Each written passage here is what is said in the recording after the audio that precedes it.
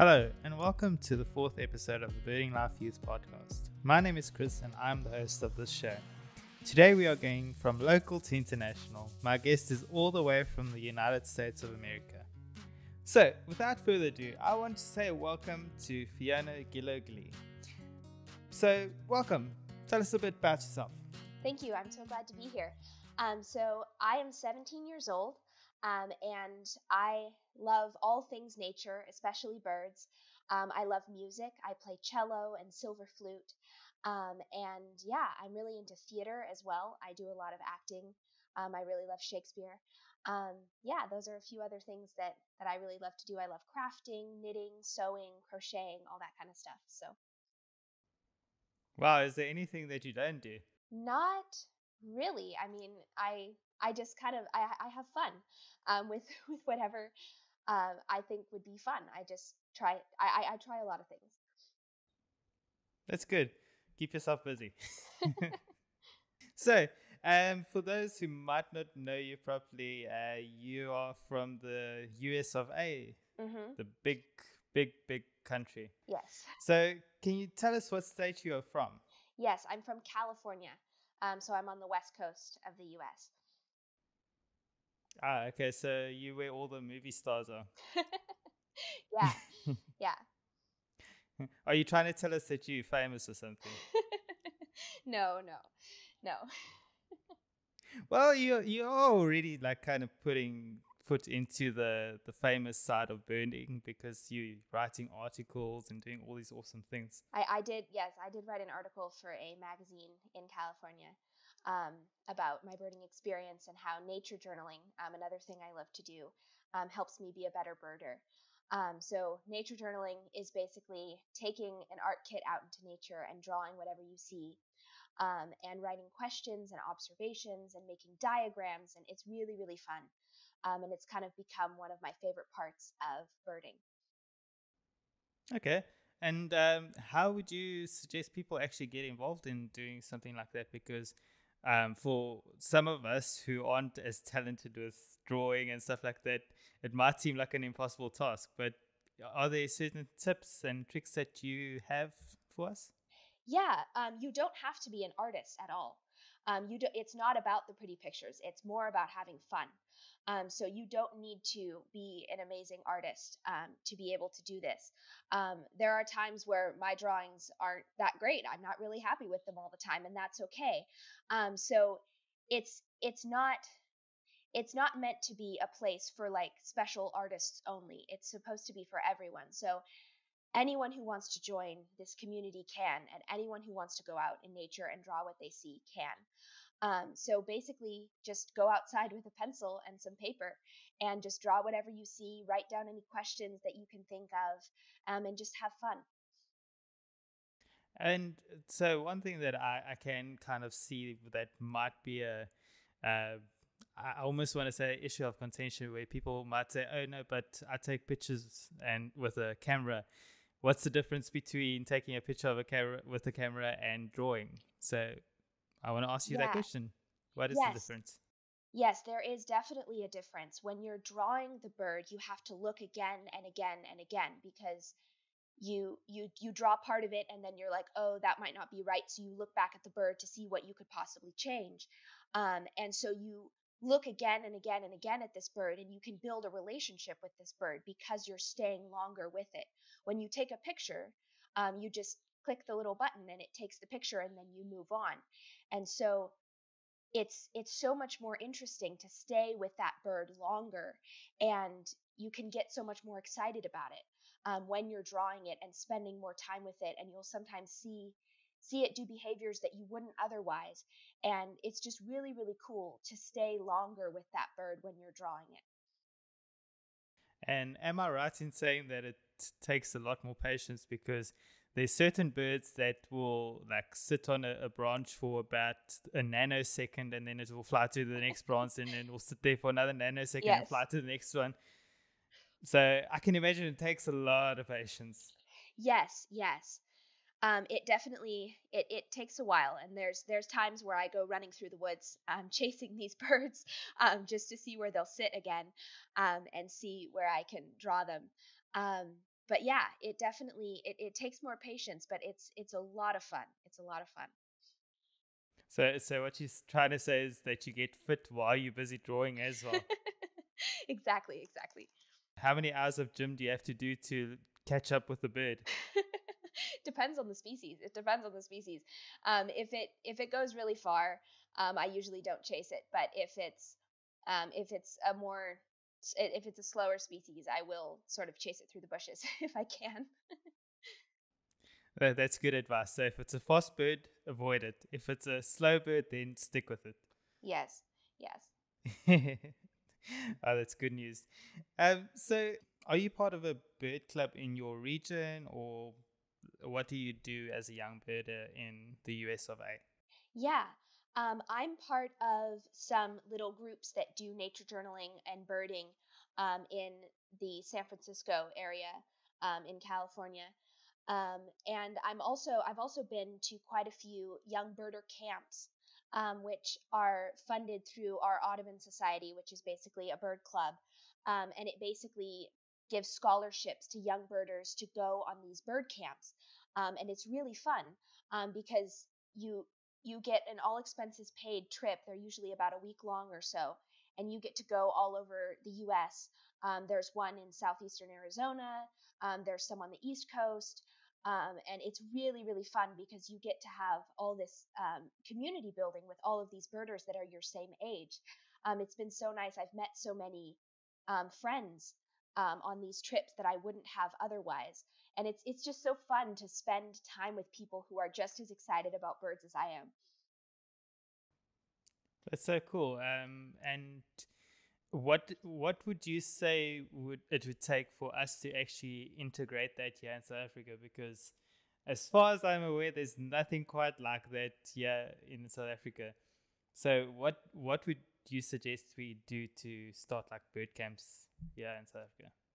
Yeah, I would probably suggest to just like get the word out, just to say to any young birder you know, like, oh, do you know any other young birders, and kind of get a young birder club together, and then just start going for field trips and kind of start from there. Okay, cool.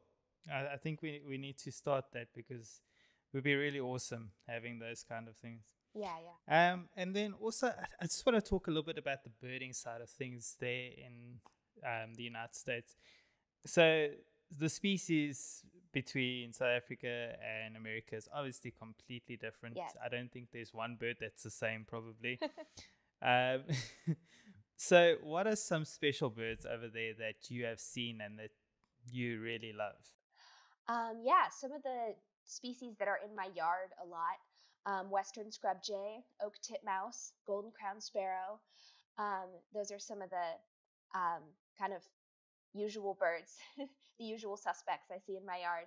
And then just yesterday, I saw a pine siskin for the first time in the season. Those come through in the wintertime. Um, so that was really fun to see one of those for the first time this season. So they're a little brown stripy bird. They're pretty small, about the size of like a little finch or sparrow or something like that. So they came to my feeder today, and that was really, really fun. Oh, that's awesome. And how many birds have you recorded in your garden alone? In my garden alone, probably upwards of 30 species, maybe.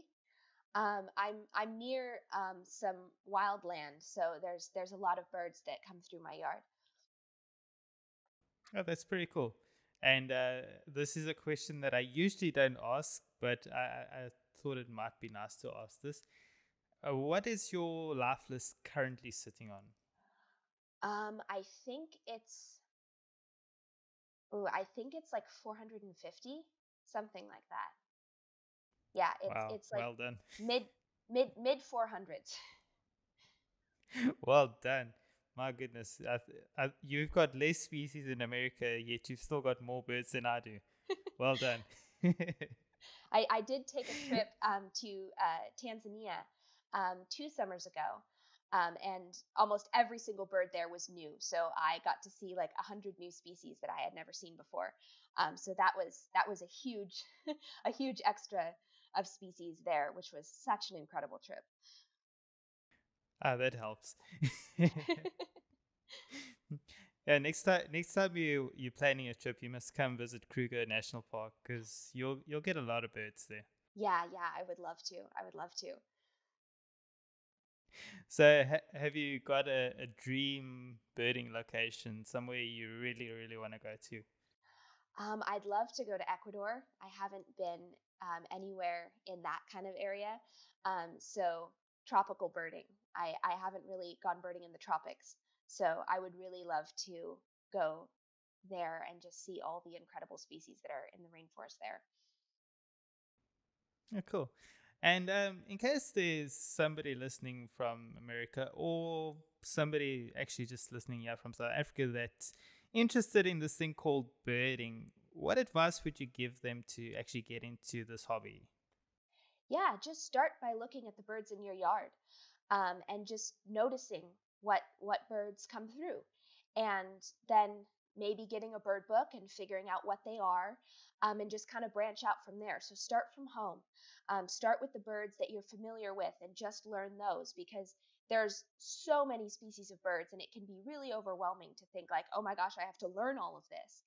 Um, and so it's much easier to just start in your yard and just figure out the typical species that are usually there, and learn those first, and then sort of get into birding from there. I think there's following on from that point, you said there's one bird here in South Africa that every birder and non-birder can identify. And I think it's a good start. It's a Haridar ibis. It is the noisiest, ugliest bird.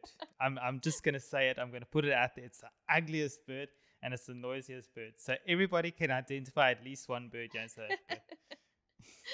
Yeah. Do you have a bird like that there in America? We have a few that are a little bit annoying. The western scrub jays kind of have a loud call. Sometimes if they get in a flock, they'll all fly around and make a lot of noise. But yeah, we definitely have some annoying birds. I think it's always like you always have that one annoying cousin in your family Right, exactly. that you try and avoid. There's also annoying birds like Yes, that. yes. So, what lies in the future of Fiona?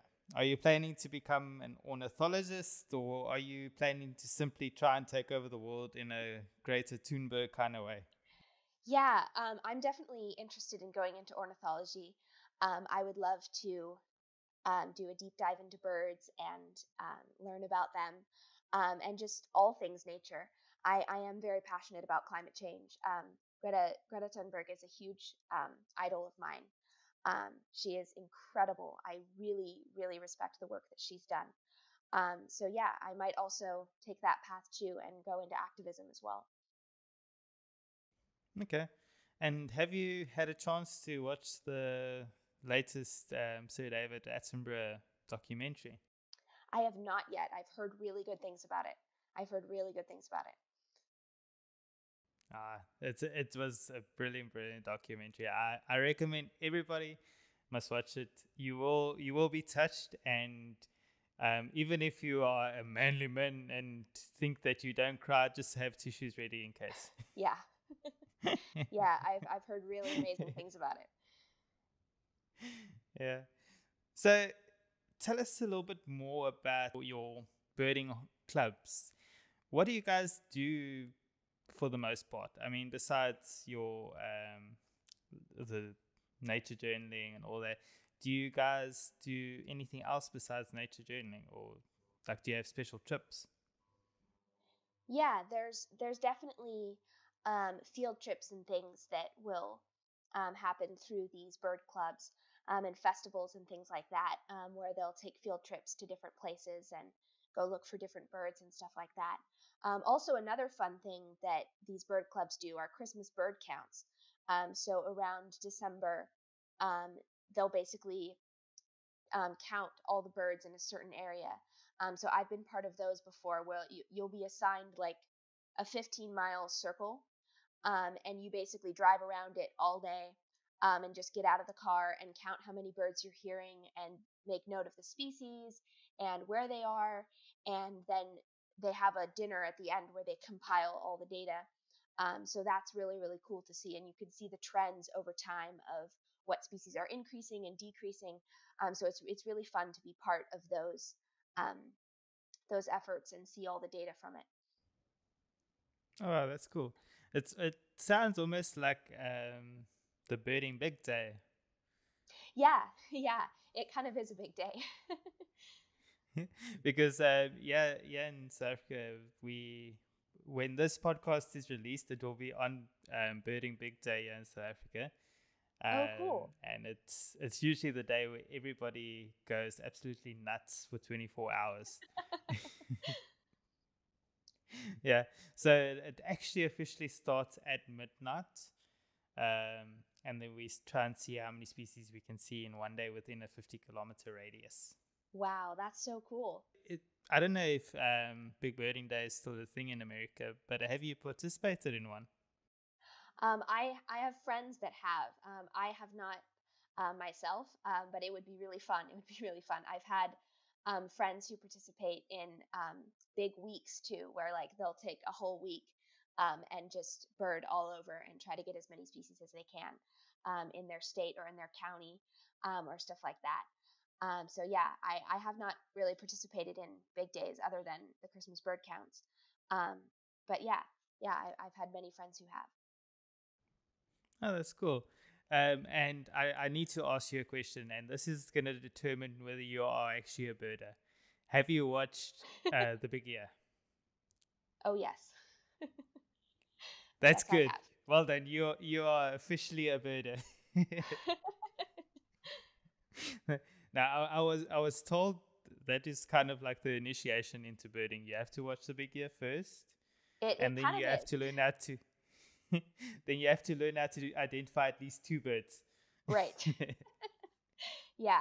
Yeah, it's definitely kind of a legendary film in the birding world. And do you have birds that trick you when you go out birding? Are there certain birds that when you go out birding, you think it's something special and then turns out to be just a common bird? Yes, all the time, all the time. Where I'll hear like often it's hearing the calls, and there's some birds that have really similar calls, and so I'll hear something and I'll go chase it for a long time, and I'll either not be able to find it or I find it and it's a really common bird. That happens all the time to me. The joys of birding. Oh yes. All right, I just want to say thank you so much for this interview. You've been a really, really great guest, and I'm looking forward to hearing great things about you in the future. I'm going to include the link to your website in the podcast description, Okay, because cool. you've got some really amazing things there. Thank you very much. Thank And you. I just want to say onwards and upwards. Hope you get many, many more birds this year. Thank you very much. Thank you so much for having me. It was really, really fun.